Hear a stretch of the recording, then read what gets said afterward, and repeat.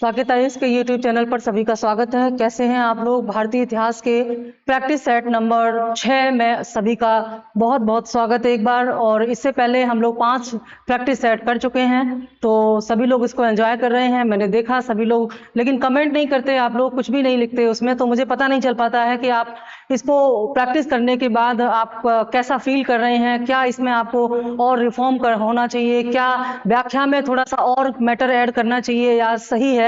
इस तरह के कॉम्प्लीमेंट्स या कमेंट जो भी आप करना चाहें वो प्लीज़ ज़रूर किया करें, तो इससे हमें एक डायरेक्शन मिलता है और थोड़ा सा एप्रिसिएशन भी मिलता है। हम लोग एप्रिशिएट होते हैं इसके लिए। तो हमारे भारतीय इतिहास के जो आरओ स्पेशल जो टेस्ट सीरीज चल रही है, उसमें आज हम प्रैक्टिस सेट नंबर 6 पर डिस्कस करते हैं। हमारा पहला क्वेश्चन हमारी स्क्रीन पर है और क्वेश्चन जो है उसके हिसाब से पूछा गया है, गौतम बुद्ध का जन्म कब हुआ था? कल वाली जो टेस्ट सीरीज थी उसमें जैन धर्म से रिलेटेड ज्यादा क्वेश्चन थे, 20 क्वेश्चन, और इस टेस्ट सीरीज में हमारे गौतम बुद्ध से संबंधित महत्वपूर्ण 20 क्वेश्चन आपके लिए लाए गए हैं, मोस्ट इंपॉर्टेंट। और ये पूरी सीरीज जो है यहाँ पर चैप्टर वाइज आपको इसका बेनिफिट भी मिल रहा है, क्योंकि इससे आप ये समझ पाएंगे कि आपको कौन से चैप्टर में कितनी और ज्यादा मेहनत करनी है। तो पार्ट में पढ़ने का ये भी फायदा आपको मिल जाएगा। गौतम बुद्ध जो है ये महाजनपद काल से संबंधित है। उत्तर वैदिक काल के बाद का समय जो है 600 ईसा पूर्व के बाद का समय महाजनपद काल कहलाता है। तो इसी 600 ईसा पूर्व के समय महाजनपद काल में से तमाम जो महाजनपद थे उन्हीं में गौतम बुद्ध का जन्म हुआ। पूछा गया है इनमें से वो कौन सा वर्ष था जब गौतम बुद्ध का जन्म हुआ था? ए 563 ईसा पूर्व, बी 558 ईसा पूर्व, सी 561 ईसा पूर्व और डी 544 ईसा पूर्व। तो इसका सही उत्तर है ऑप्शन ए 563 ईसा पूर्व में गौतम बुद्ध का जन्म हुआ था। और इनका जन्म कहाँ हुआ था? लुम्बिनी में हुआ था। लुम्बिनी कहाँ है? यह है लुम्बिनी। आधा इसमें माँ बनेगा, तो जो हमारा सही उत्तर है वो ए है। और जन्म का स्थान जो है वो कहाँ है? लुम्बिनी। मैंने आपसे पूछा कि लुम्बिनी कहाँ है, तो लुम्बिनी एक वास्तव में वहां पर एक वन था, लुम्बिनी वन था जहां इनका जन्म हुआ था। जब इनकी माता, जिनका नाम महामाया था, गौतम बुद्ध की माता का नाम क्या था? इनकी माता का नाम था महामाया। जब ये महामाया अपने मायके जा रही थी उसी समय लुम्बिनी वन में नेपाल की तराई में गौतम बुद्ध का जन्म हुआ। एक जंगल में इनका जन्म हुआ और यह समय था 563 ईसा पूर्व। ठीक है। इनके जो पिता थे जो गौतम बुद्ध के, उनका नाम था शुद्धोधन। क्या नाम था? शुद्धोधन। ठीक है। माता का नाम महामाया और पिता का नाम शुद्धोधन था। और इनकी जब विवाह हुआ तो इनकी पत्नी का नाम क्या था? यशोधरा। क्या नाम था पत्नी का नाम? यशोधरा। यहीं पर महत्वपूर्ण नाम जान लीजिए, जिससे कि आगे क्वेश्चन आएंगे तो आप उनके आंसर बता सकें। इनका एक पुत्र भी था जिसका नाम था राहुल। ठीक है। पुत्र का नाम राहुल था। तो जन्म लुम्बिनी में, माता का नाम महामाया, पिता का नाम शुद्धोधन, पत्नी का नाम यशोधरा और पुत्र का नाम राहुल। यह है जन्म की तारीख। और मृत्यु कब हुई? इनकी जो मृत्यु हुई, जिसे महापरिनिर्वाण कहते हैं, इनकी मृत्यु 483 ईसा पूर्व में कुशीनगर में हुई। कुशीनगर मल्लगढ़ राज्य में स्थित था। तो यहाँ पर एक दूषित भोजन खा लेने से महात्मा बुद्ध की मृत्यु हो गई थी। ये कुछ महत्वपूर्ण तथ्य। और इनके कुल का नाम जो है वो शाक्य कुल में पैदा हुए थे, इसीलिए इन्हें शाक्य मुनि भी कहा जाता है गौतम बुद्ध को। गौतम बुद्ध के बचपन का नाम सिद्धार्थ था। ये जो महत्वपूर्ण तथ्य हमने बताए हैं, इनको ध्यान में रख करके आने वाले क्वेश्चन को देखेंगे। तो अभी अभी मैंने महात्मा बुद्ध के एक घटना के बारे में बताया था, तो आप यहाँ देखिए कि महाभिनिष्क्रमण नामक घटना जो हुई महात्मा बुद्ध की, इसे किस नाम से जाना जाता है? प्रश्न है, बुद्ध के जीवन की किस घटना को महाभिनिष्क्रमण के रूप में जाना जाता है? ए उनका महापरिनिर्वाण, बी उनका जन्म, सी उनका गृह त्याग और डी उनका प्रबोधन। देखिए, जो महापरिनिर्वाण है, महापरिनिर्वाण का संबंध किससे है? इसका संबंध है महात्मा बुद्ध की मृत्यु से। महात्मा बुद्ध की मृत्यु कब हुई? 483 ईसा पूर्व में। कहाँ हुई? कुशीनगर में। जब इनकी मृत्यु हुई तो इस घटना को बौद्ध धर्म में कहा जाता है महापरिनिर्वाण। ठीक है। जब इन्होंने घर त्यागा, महात्मा बुद्ध ने घर क्यों त्यागा? क्योंकि महात्मा बुद्ध को के मन में बहुत सारे सवाल उठ रहे थे, ये सत्य को पाना चाहते थे। जब गौतम बुद्ध ने कुछ घटनाओं को देखा, गौतम बुद्ध एक राजकुल में पैदा हुए, सारी सुख सुविधाएं थी इनके पास, लेकिन अत्यधिक भोग विलास के जीवन से जब इनका मन हट गया, इन्होंने कुछ घटनाएं देखी। जैसे इन्होंने एक बीमार व्यक्ति को देखा, इन्होंने एक मृत्यु पर ले जाती हुई डेड बॉडी देखी जिसका अंतिम संस्कार होने जा रहा था। इन्होंने एक जो बीमार व्यक्ति था उसको देखा जो कि दुर्बल हो चुका था, बहुत ही असहाय था, कपिल था, और इन्होंने एक साधु को देखा। तो ये तमाम घटनाएं देखने के बाद इनके मन में सवाल आया कि जीवन क्या है, जीवन का सत्य क्या है। इनका जीवन से मोह भंग हो गया और ये सत्य की तलाश में वहां से निकल गए। और उसके बाद बहुत दिनों तपस्या करने के बाद इनको ज्ञान की प्राप्ति हुई। और जब इन्होंने गृह त्यागा, अपने पुत्र और अपनी पत्नी को छोड़ करके महात्मा बुद्ध ने जब गृह त्याग कर दिया सत्य की खोज के लिए, तो इनके गृह त्याग की घटना को महाभिनिष्क्रमण का नाम दिया गया। तो इस प्रश्न का सही उत्तर है ऑप्शन सी कि गौतम बुद्ध के घर त्याग की घटना को किस नाम से जाना जाता है? महाभिनिष्क्रमण। प्रबोधन क्या है? प्रबोधन का मतलब है ज्ञान की प्राप्ति। ठीक है। तो जब इन्हें ज्ञान की प्राप्ति हुई, इस घटना को बोधिसत्व कहा गया। बोधिसत्व का मतलब है, बोधि का मतलब होता है ज्ञान प्राप्त करना या जान लेना। महात्मा बुद्ध को जब सत्य का ज्ञान हुआ तो इन्होंने फिर उसके लिए, तब इनको क्या कहा गया? बुद्ध कहा गया। जब इनको सत्य का ज्ञान हुआ तब इनको बुद्ध कहा गया। और इनको जो सत्य का ज्ञान हुआ था, वास्तव में वो वैशाख पूर्णिमा को निरंजना नदी के नीचे, एक निरंजना नदी के किनारे एक पीपल के वृक्ष के नीचे इनको बोध हुआ था या ज्ञान की प्राप्ति हुई थी महात्मा बुद्ध को। तो इस घटना को बोधिसत्व के नाम से जाना गया है। महात्मा बुद्ध का बहुत महत्वपूर्ण है, इसको ध्यान में रखेंगे क्योंकि ये शब्द बहुत समान है। प्रबोधन का मतलब ही होता है जागना या ज्ञान की प्राप्ति होना। ठीक है। इस प्रश्न का उत्तर जो है वो सी होगा। अगला प्रश्न हमारा, आलार कलाम कौन थे? आलार कलाम एक ऐसे व्यक्ति थे जिन्होंने एक दर्शन दिया और उस दर्शन का नाम है सांख्य। ठीक है, सांख्य। तो सांख्य दर्शन के जो प्रणेता थे, सांख्य दर्शन, षड दर्शन है भारत में जो दिए गए हैं, षड दर्शन। ठीक है, षड दर्शन में से एक दर्शन है सांख्य दर्शन। तो सांख्य दर्शन का विचार जो है आलार कलाम ने दिया था। यहां बुद्ध से जोड़ करके आलार कलाम के बारे में पूछा गया है कि ये कौन थे। ए, बुद्ध के एक शिष्य थे। बी, एक प्रतिष्ठित बौद्ध भिक्षु थे। सी, बुद्धकालीन एक शासक थे। और डी, बुद्ध के एक गुरु थे। तो सही उत्तर है डी, ये बुद्ध के गुरु थे। जब महात्मा बुद्ध ने सत्य की तलाश में घर त्याग दिया तो उसके बाद इन्होंने सबसे पहले ये आलार कलाम के ही पास गए क्योंकि ये इन्हें अपना गुरु मानते थे। और आलार कलाम से इन्होंने ज्ञान प्राप्त करने का प्रयास किया, शिक्षा ली और बहुत साल इन्होंने घोर तपस्या की। लेकिन जब उससे भी इनको सत्य का ज्ञान नहीं हुआ तो उसके बाद महात्मा बुद्ध ने मध्यम मार्ग अपनाते हुए सत्य की तलाश करने का प्रयास किया, जिसके उपरांत इनको वैशाख पूर्णिमा को ज्ञान की प्राप्ति हुई निरंजना नदी के किनारे। तो ये बुद्ध के गुरु थे आलार कलाम, जिन्होंने सांख्य दर्शन का विचार दिया था। बहुत महत्वपूर्ण है। अगला प्रश्न, प्रश्न नंबर 4, गौतम बुद्ध ने अपना प्रथम उपदेश कहाँ दिया था? जब इनको ज्ञान प्राप्त हुआ और ज्ञान सत्य का ज्ञान था। वास्तव में कई बार मन में ये सवाल उठता है कि वो कौन सा सत्य था, कौन सा ज्ञान था जो इन्हें इस पीपल के वृक्ष के नीचे वैशाख पूर्णिमा को पता चला, जिसके बाद ये बुद्ध कहलाए। तो वास्तव में ये ज्ञान ईश्वर नहीं थे क्योंकि बौद्ध धर्म ईश्वर के अस्तित्व को नहीं मानता। ध्यान देना, जैन धर्म और बौद्ध धर्म दोनों ही अनीश्वरवादी हैं, दोनों ही नास्तिक धर्म हैं, क्योंकि ये दोनों ही ईश्वर की परिकल्पना नहीं करते। तो फिर कौन सा सत्य था जो महात्मा बुद्ध को पता चल गया था? वास्तव में वह सत्य था स्वयं को जान लेना।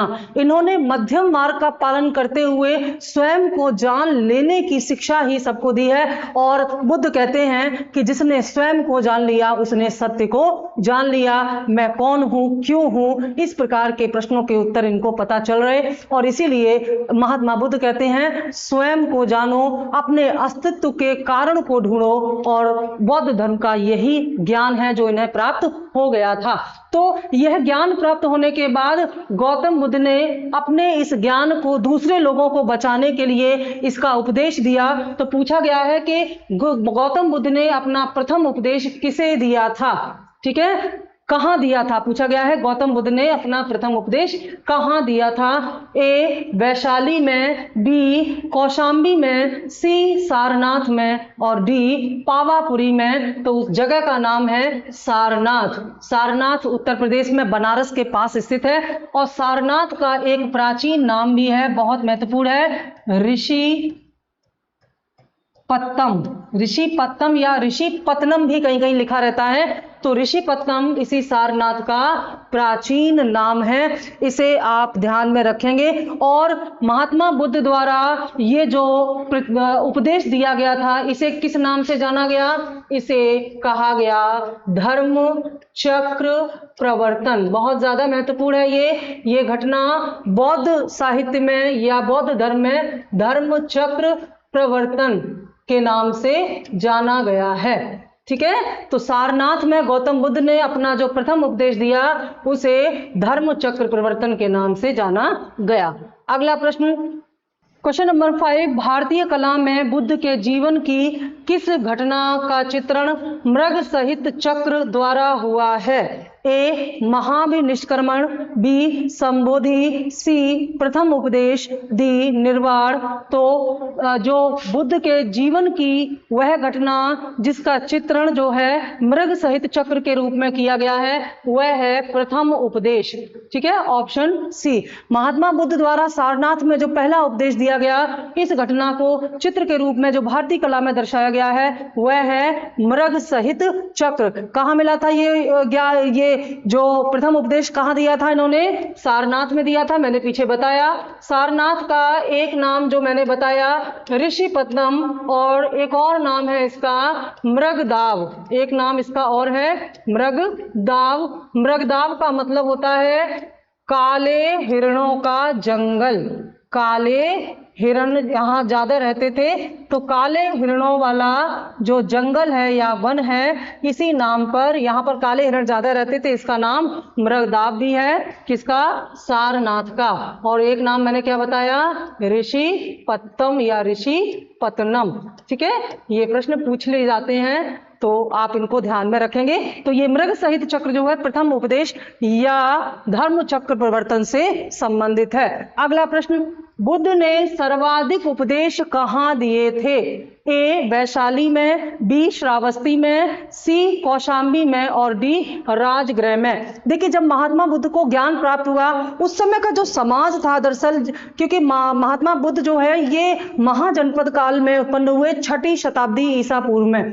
तो उस समय जो ब्राह्मण धर्म था बहुत ज्यादा जटिल हो चुका था और ब्राह्मण धर्म की जटिलता के कारण आम आदमी धर्म से दूर होता जा रहा था, क्योंकि इतने जटिल धर्म को अपनाना संभव नहीं था। जैसे वर्ण व्यवस्था, जाति व्यवस्था, छुआछूत की भावना, धार्मिक कर्मकांड, यज्ञ हवन आदि और इतने सारे होने वाले खर्चे, इन सब की वजह से ब्राह्मण धर्म के प्रति, और सबसे बड़ा कारण ये कि इसमें बलि का बहुत बड़ा समर्थन किया जाता था यज्ञ में। तो ऐसे में बलि देने से पशुओं का नुकसान होता था, तो किसान वर्ग भी इससे ब्राह्मण धर्म से, तो बहुत सारे ऐसे कारण थे जिनकी वजह से ब्राह्मण धर्म का विकल्प ढूंढना था, वैदिक धर्म का विकल्प ढूंढना था और उसकी जो जटिलताएं थी उसकी जगह पर एक उदार और सामान्य सरल धर्म की आवश्यकता थी। इसी आवश्यकता को समझते हुए महात्मा बुद्ध ने यहाँ पर बौद्ध धर्म की स्थापना की और इस बौद्ध धर्म से संबंधित जो महत्वपूर्ण उपदेश और ज्ञान थे उन्हें जन जन तक पहुंचाने के लिए महात्मा बुद्ध ने बौद्ध संघ की स्थापना की। ध्यान दीजिएगा, पहला बौद्ध संघ सारनाथ में ही स्थापित किया गया था।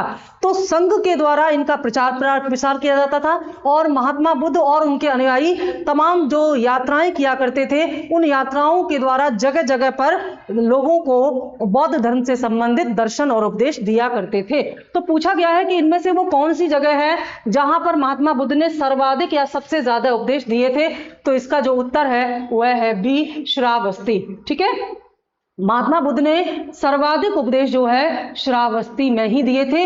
अगर आप, और यहां पर एक चीज ये भी देख लीजिएगा कि जब ये यात्राएं करते थे, धर्म यात्राएं या धम्म यात्राएं करते थे महात्मा बुद्ध, और इससे लोगों को उपदेश दिया करते थे, तो जब मानसून आता था, वर्षा ऋतु आती थी, तो ये विश्राम किया करते थे और वर्षा ऋतु समाप्त होने के बाद फिर से धर्म के प्रचार पर निकल जाया करते थे।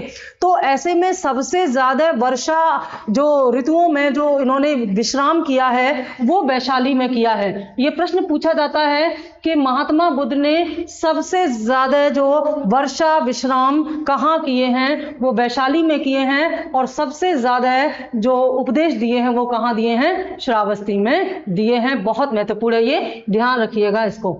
अगला प्रश्न, बुद्ध के उपदेश किससे संबंधित हैं? यानी कि बुद्ध ने किस चीज के का उपदेश दिया था, वो कौन सा ज्ञान था बौद्ध धर्म का जिसका उपदेश या ज्ञान सबको दे रहे थे गौतम बुद्ध? तो ऑप्शन ए, आत्मा संबंधी विवाद। ये तो गलत है क्योंकि महात्मा बुद्ध आत्मा के अस्तित्व को स्वीकार नहीं करते। बौद्ध धर्म और जैन धर्म दोनों ही अनीश्वरवादी है और अनात्मवादी है, यानी कि ये आत्मा और ईश्वर पर विश्वास नहीं करते, लेकिन महात्मा बुद्ध पुनर्जन्म पर विश्वास करते हैं, क्योंकि बुद्ध के पुनर्जन्म की कथाएं हमको जातक कथाओं में मिलती हैं, और बुद्ध के भावी बुद्ध के जन्म को मैत्रेय के रूप में माना गया है कि जो एक और बुद्ध का जन्म होगा मैत्रेय के रूप में। तो इसका मतलब है कि पुनर्जन्म को मानता है बौद्ध धर्म, लेकिन आत्मा के अस्तित्व को नहीं मानता। तो पहला गलत है। ब्रह्मचर्य की बात भी नहीं करते बुद्ध, क्योंकि ब्रह्मचर्य की बात करते हैं महावीर स्वामी। महावीर स्वामी ने जो 5वां अणुव्रत जोड़ा, महाव्रत जोड़ा, पार्श्वनाथ ने 23 दिए थे, और महावीर स्वामी ने उसमें 23वें तीर्थंकर पार्श्वनाथ ने 4 महाव्रत बताए थे, उनमें 5वां ब्रह्मचर्य के रूप में महावीर स्वामी ने जोड़ा। तो यह जैन धर्म से संबंधित है। लेकिन बुद्ध ये कहते हैं कि आप एक सामान्य जीवन, एक गृहस्थ जीवन जीते हुए भी ज्ञान और मोक्ष प्राप्त कर सकते हैं। तो इसलिए बुद्ध ने ब्रह्मचर्य का पालन करने की बात नहीं कही है। धार्मिक कर्मकांड, धार्मिक कर्मकांड के विरोध में ही तो बौद्ध धर्म का उदय हुआ था, तो यह भी नहीं हो सकता। तो आचरण की शुद्धता एवं पवित्रता की बात करते हैं बुद्ध कहते हैं कि मनुष्य अपने आचरण और अपनी शुद्धता को अगर शुद्ध रखे, सत्य का पालन करे, पवित्रता का पालन करे, तो व्यक्ति जो है चाहे वो गृहस्थ जीवन जीते हुए हो या किसी भी रूप में, वह सत्य को जान सकता है, वह ज्ञान को जान सकता है। तो आचरण की शुद्धता और पवित्रता पर इन्होंने ध्यान दिया है। बुद्ध ने अपने जीवन की अंतिम वर्षा ऋतु कहाँ बिताई थी? मैंने बताया सबसे ज्यादा वर्षा जो आवास है इन्होंने कहाँ बिताए थे, तो वैशाली में बिताई थी। तो जाहिर सी बात है कि अंतिम वर्षा ऋतु भी कौन सी थी? अंतिम वर्षा ऋतु जो इनकी थी वो थी 45वीं। तो 45वीं वर्षा ऋतु भी इन्होंने वैशाली में ही व्यतीत की थी। तो ये इसका सही उत्तर होगा, अंतिम वर्षा ऋतु। वैशाली से संबंधित कुछ और तथ्य यहां पर मुझे याद आ रहा है। वैशाली ही वो जगह थी जहां पर महात्मा बुद्ध ने पहली बार अपने शिष्य आनंद के कहने पर महिलाओं को बौद्ध संघ में प्रवेश की अनुमति दी। यानी कि इससे पहले बौद्ध संघ में स्त्रियों के प्रवेश को बंद किया गया। ऐसा माना गया कि अगर बौद्ध संघ से बौद्ध धर्म के प्रचारक का केंद्र हुआ करते थे, तो ये माना गया कि अगर इसमें स्त्रियों को भी प्रवेश करने दिया जाएगा तो यहाँ अनुशासन नहीं रह पाएगा, भ्रष्टाचार बढ़ जाएगा। लेकिन बाद में जब आनंद ने महात्मा बुद्ध को ऐसा करने के लिए कहा, तो महात्मा बुद्ध ने वैशाली में ही यह निर्णय किया कि महिलाओं को बौद्ध संघ में अनुमति दी जाएगी। और वह पहली भिक्षुड़ी कौन होती थी? वह महिला जो कि बौद्ध संघ में जाती थी, बौद्ध धर्म अपना लेती थी, उन्हें भिक्षुड़ी कहा जाता था। तो वह मैं पहली महिला जिन्होंने भिक्षुणी के रूप में बौद्ध संघ में प्रवेश किया वो थी इनकी माता, इनकी मौसी या सौतेली माता इनको कहिए या मौसी कहिए, वो थी गौतमी प्रजापति। ठीक है, महात्मा बुद्ध का जब जन्म हुआ था तो जन्म के 7 दिन बाद इनकी माता का देहांत हो गया था और इनका पूरा जो परवरिश है, लालन पोषण है, वो इनकी जो मासी माँ थी गौतमी प्रजापति उन्होंने किया था। तो यही गौतमी प्रजापति वो पहली महिला थी जिन्होंने भिक्षुणी के रूप में जो है बौद्ध संघ में प्रवेश किया, यानी कि बौद्ध धर्म स्वीकार करने वाली या बौद्ध धर्म में दीक्षा लेने वाली पहली महिला गौतमी प्रजापति थी।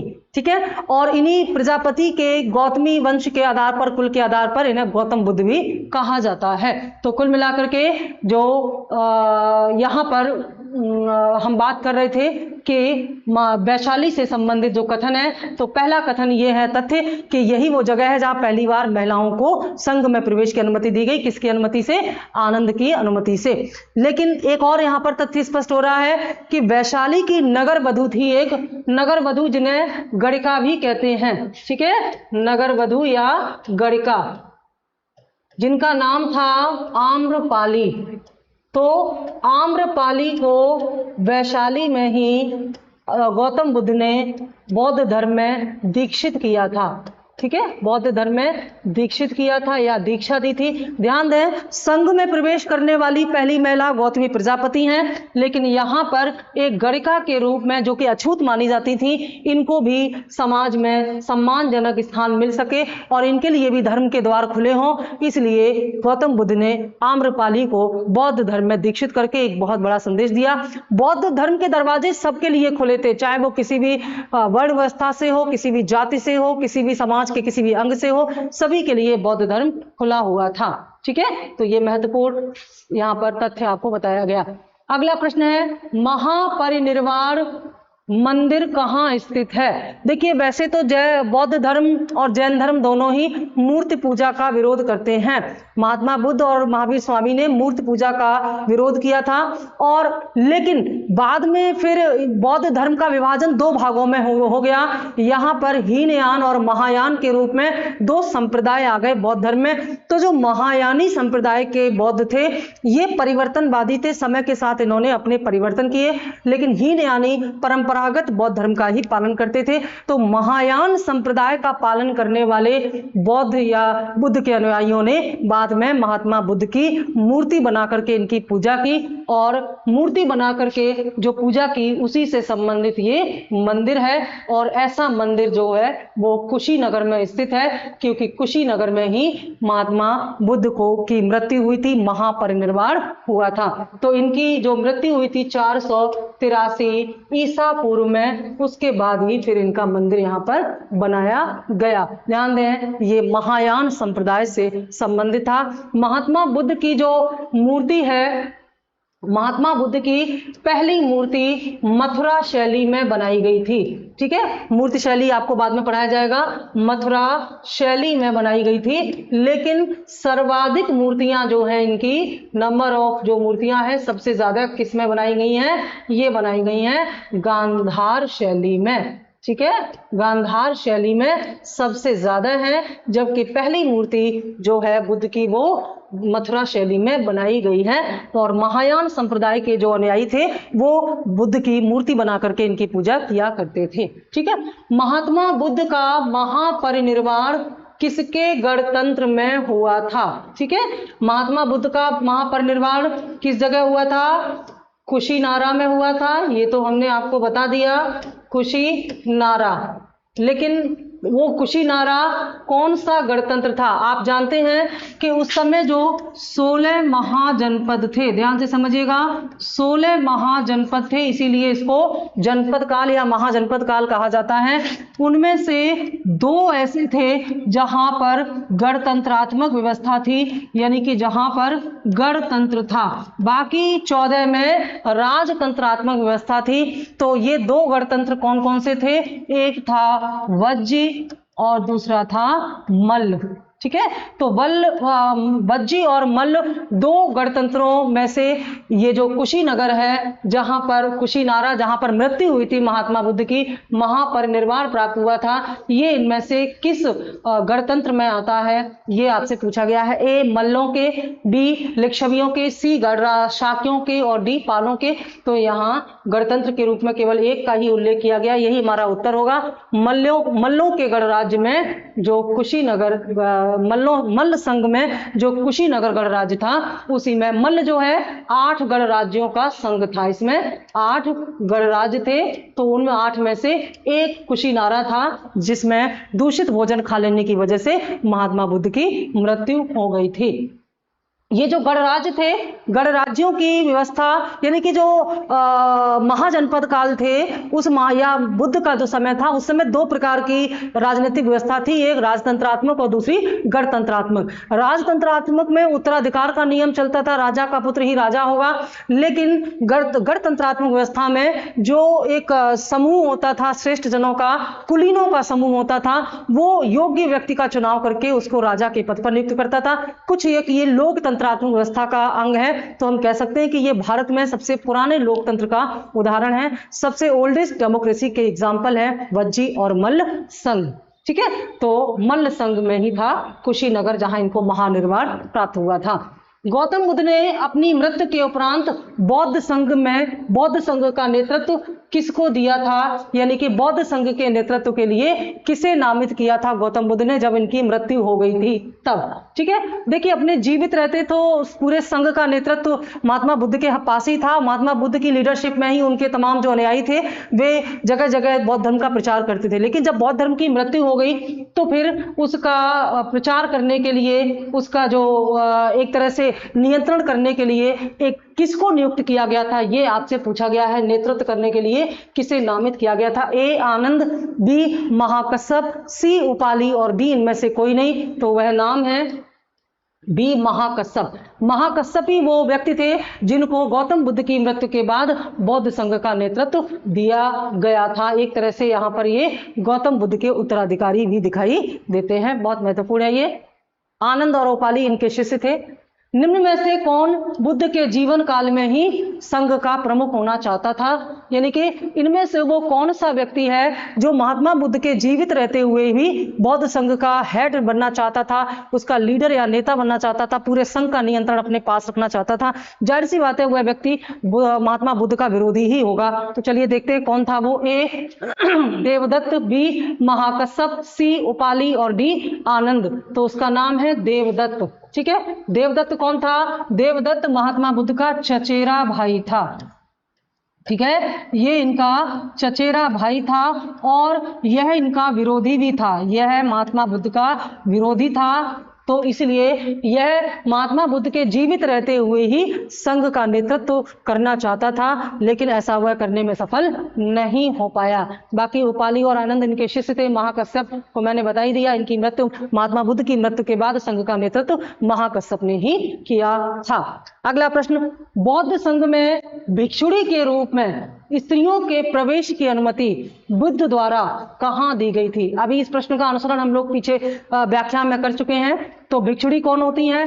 भिक्षुणी ऐसी स्त्री होती हैं जो बौद्ध धर्म को स्वीकार कर लेती हैं और बौद्ध धर्म में दीक्षित होने के बाद फिर एक गृहस्थ आश्रम छोड़ करके वो संघ में प्रवेश कर जाती हैं या संघ की सदस्यता ले लेती हैं। ध्यान दीजिएगा, जब किसी व्यक्ति को संघ की सदस्यता दी जाती है, उस समय जो संस्कार होता है उसे बोलते थे उपसंपदा। ये बहुत महत्वपूर्ण है, बहुत ज्यादा प्रश्न आते हैं यहाँ से। तो पर्सनल नोट्स यहाँ पर बनाइए, वीडियो को पॉज करके चीजों को लिखिए और फिर आगे बढ़िए। ठीक है, उपसंपदा क्या था? जब संघ में प्रवेश दिया जाता था, तो संघ में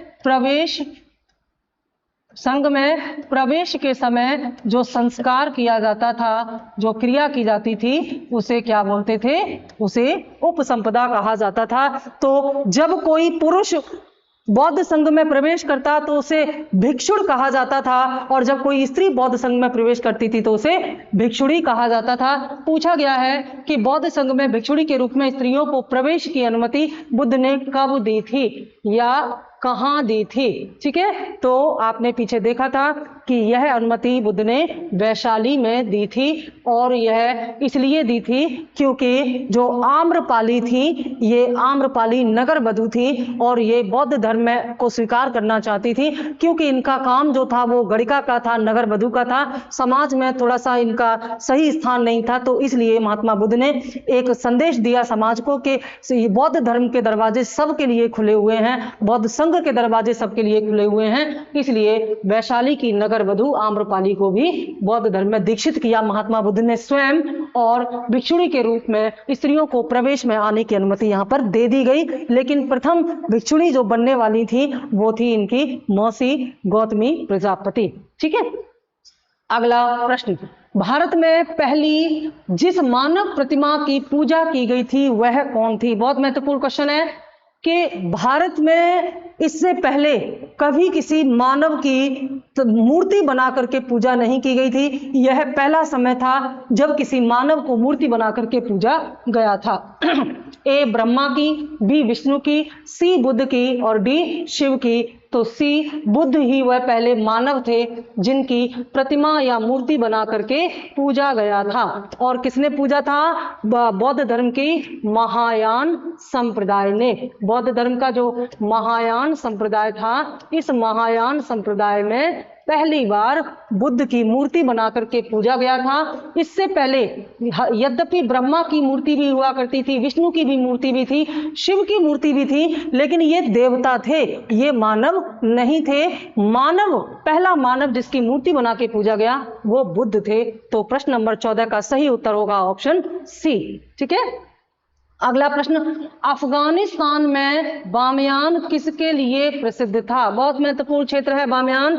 ए हिंदू मंदिर के कारण, बी हाथी दांत के कारण, सी स्वर्ण सिक्कों के टंकन के कारण और डी बुद्ध प्रतिमा के लिए। आंसर होगा डी बुद्ध प्रतिमा के लिए।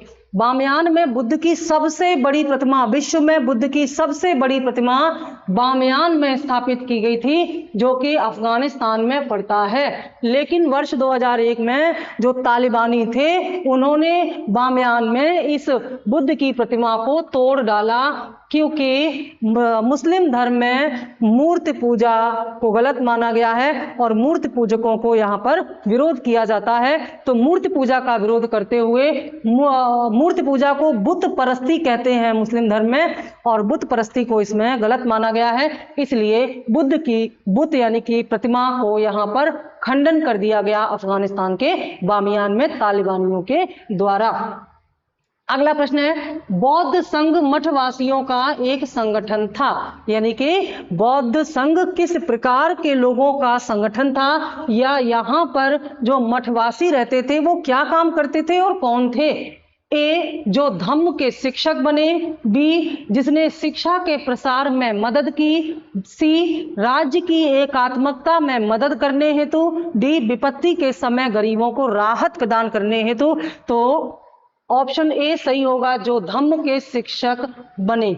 धम्म के शिक्षक यानी कि जो धर्म के शिक्षक बने, और कौन सा धर्म? बौद्ध धर्म, यानी कि बौद्ध धर्म का प्रचार करने वाले जो शिक्षक थे उनका संगठन था यह बौद्ध संघ।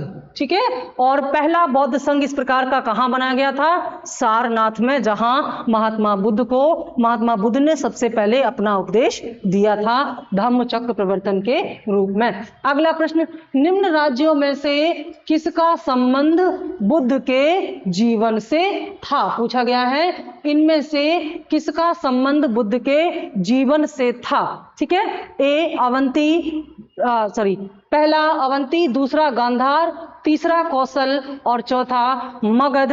तो इसमें कौशल और मगध से गौतम बुद्ध का संबंध था। पूछा गया है संबंध था, अगर पूछा जाता संबंध नहीं है तब ए पहला और दूसरा हो जाता, लेकिन पूछा गया है संबंध है, तो तीसरा और चौथा सही है, इसलिए हमारा आंसर हो जाएगा ऑप्शन सी सही है, क्योंकि वो महाजनपद हैं जहां पर महात्मा बुद्ध ने अपने धर्म का प्रचार करने के लिए यात्राएं की थी, लेकिन अवंती और गांधार में महात्मा बुद्ध ने कोई धम्म यात्रा नहीं की थी। ठीक है, अगला प्रश्न, गौतम बुद्ध के विषय में निम्न में से कौन सा कथन सत्य है? ठीक है, 4 कथन दिए हुए हैं, आपको बताना है इनमें से कौन कौन सी बातें महात्मा बुद्ध के बारे में जो लिखी हैं वे सही हैं। पहला है वे कर्म में विश्वास करते थे। दूसरा है आत्मा का शरीर में परिवर्तन मानते थे। तीसरा निर्वाण प्राप्ति में विश्वास करते थे। और चौथा ईश्वर की सत्ता में विश्वास करते थे। आपको बताना है कि कौन कौन से सही है। अब देखिए, महात्मा बुद्ध आत्मा का शरीर में परिवर्तन नहीं मानते थे क्योंकि वे आत्मा को ही नहीं मानते थे। हालांकि वे शरीर परिवर्तन, वे पुनर्जन्म की बात तो करते हैं लेकिन आत्मा हुए के अस्तित्व को नहीं मानते, तो ये गलत होगा। इसके अलावा वे ईश्वर की सत्ता को भी नहीं मानते क्योंकि वे अनीश्वरवादी थे। ठीक है, वे कर्म में विश्वास करते थे, ये बिल्कुल सही है। और वे निर्वाण प्राप्ति में विश्वास करते थे, यह कथन गलत है क्योंकि महात्मा बुद्ध ये कहते थे कि व्यक्ति को जीवित रहते ही ज्ञान प्राप्त हो सकता है, इसके लिए निर्वाण यानी कि मृत्यु का वरण करने की आवश्यकता नहीं है।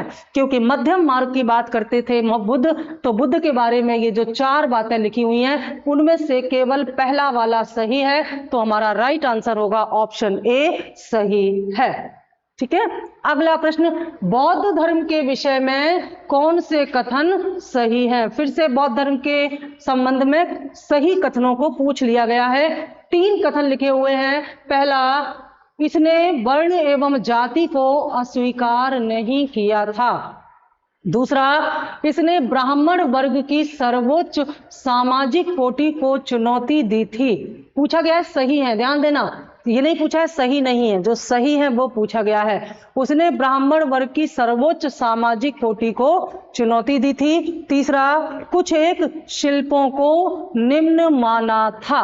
ठीक है, अब देखिए यहां पर पूछा गया है कि कौन सा सही है, तो इसमें एक बात तो बिल्कुल सही है कि महात्मा बुद्ध ने वर्ण व्यवस्था और जाति व्यवस्था को अस्वीकार नहीं किया था। सुनने में थोड़ा आपको awkward लग रहा होगा लेकिन ये सत्य है। महात्मा बुद्ध वर्ण व्यवस्था और जाति व्यवस्था को स्वीकार करते हुए भी इन सभी को संघ में प्रवेश की अनुमति भी देते हैं और बौद्ध धर्म अपनाने की भी अनुमति देते हैं। मतलब ये जाति व्यवस्था और वर्ण व्यवस्था को मानते हुए भी अछूत व्यवस्था को नहीं मानते थे, छुआछूत को नहीं मानते थे। महात्मा बुद्ध ने अछूत व्यवस्था का या छुआछूत का विरोध किया है, ना कि वर्ण व्यवस्था और जाति व्यवस्था का, क्योंकि महात्मा बुद्ध ये मानते हैं कि व्यक्ति को जो पुनर्जन्म मिलता है वह उसके कर्म के अनुसार मिलता है और कर्म के अनुसार ही उसका वर्ण निर्धारित होता है। इसलिए महात्मा बुद्ध वर्ण और जाति व्यवस्था का विरोध नहीं करते, लेकिन यह छुआछूत का विरोध करते हैं। और इन्होंने, बौद्ध धर्म ने वर्ण व्यवस्था की सर्वोच्च सामाजिक कोट को चुनौती दी, बिल्कुल सही है। यानी कि ये वर्ण व्यवस्था को तो मानते हैं लेकिन उस वर्ण व्यवस्था में ब्राह्मण सर्वोच्च है और समाज में इनका स्तर सबसे ऊंचा है, धर्म पर ब्राह्मणों का एकाधिकार होना चाहिए, इस व्यवस्था को नहीं मानते हैं। तो ये भी सही है और ये भी सही है। तीसरा है, महात्मा बुद्ध ने कुछ एक शिल्पों को निम्न माना है। ठीक है, यहां पर यह बात सही नहीं है क्योंकि महात्मा बुद्ध ने किसी भी कार्य को निम्न नहीं माना, क्योंकि इस कथन में छुआछूत की भावना दिखाई दे रही है, छुआछूत की भावना दिखाई दे रही है, इसलिए यह कथन सही नहीं है। केवल 2 सही है, ऑप्शन ए सही है, पहला और दूसरा। ठीक है, अगला प्रश्न नंबर 20, अंतिम प्रश्न इस क्वेश्चन सेट का। बौद्ध दर्शन के अनुसार विचार कीजिए और बताइए इनमें से क्या सही है। कथन और कारण दिया हुआ है। कथन, बौद्ध धर्म के अनुसार पुनर्जन्म नहीं होता, ये तो गलत है। अभी हमने बताया कि बौद्ध धर्म कहता है कि पुनर्जन्म होता है। अच्छा, पुनर्जन्म जब होता है तो फिर आत्मा क्यों नहीं होती? महात्मा बुद्ध कहते हैं पुनर्जन्म होता है लेकिन आत्मा का नहीं, चेतना का पुनर्जन्म होता है और यह चेतना हमारे कर्म के अनुसार नए जन्म में हमारे सामने आती है। ठीक है, तो पुनर्जन्म नहीं होता, यह कथन गलत है बौद्ध दर्शन के अनुसार। कारण है आत्मा की सत्ता नहीं है, यह वाली बात सही है, क्योंकि बौद्ध दर्शन कहता है कि आत्मा की सत्ता नहीं है, जबकि पुनर्जन्म नहीं होता, यह बात गलत है। तो ए गलत है, आर सही है। चलिए निकालते हैं, ए गलत है, आर सही है। Option D is right answer इसका। तो ये थी हमारी बौद्ध धर्म से संबंधित 20 इंपॉर्टेंट क्वेश्चन की प्रैक्टिस सेट। इसको पढ़िए और देखिए कहां समस्या आ रही है। बहुत जल्द हम हिस्ट्री पर आपके लिए कंटेंट लाने वाले हैं, अलग अलग टॉपिक्स पर, तो आप इससे अपनी पढ़ाई भी कर सकते हैं। ठीक है, ये रहा इसका आंसर सीट। अगर किसी आंसर को लेके कोई डाउट है, आप क्वेश्चन कर सकते हैं अपने कमेंट्स के माध्यम से। जो जेन्युइन जो आपके आंसर होते हैं, जो भी जेन्युइन आंसर होते हैं, क्वेश्चन होते हैं, उनके आंसर हम जरूर देते हैं कमेंट बॉक्स में। तो आप इस तरह से कोई भी क्वेश्चन हमसे पूछ सकते हैं, और जहां भी डाउट हो उसमें किसको सही माने, तो जो लेक्चर में जो टीचर ने एक्सप्लेन किया है वही आंसर सही होता है। तो इसको आगे कंटिन्यू करें और बढ़िया बढ़िया कमेंट्स करते रहें। आप लोग देखते तो हैं वीडियोस, लेकिन कमेंट्स नहीं देते, तो बढ़िया बढ़िया कमेंट भी किया करें। Thank you.